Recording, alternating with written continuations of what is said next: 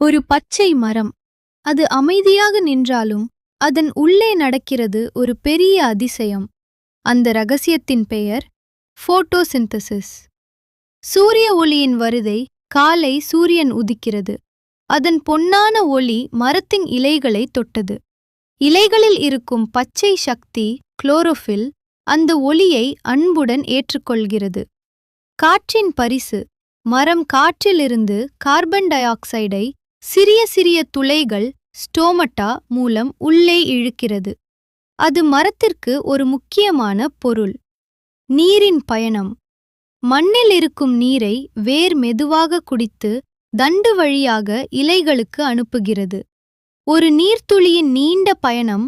உணவு உருவாகும் தருணம் இப்போது.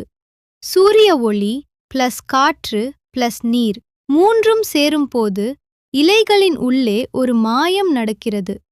அது குளுக்கோஸ் என்ற உணவாக மாறுகிறது. அதுவே மரத்தின் சக்தி. உயிர் கொடுக்கும் பரிசு உணவு தயாரித்த மரம் ஒரு பரிசையும் தருகிறது. அது ஆக்சிஜன். நாம் சுவாசிக்க உதவும் உயிர்காற்று.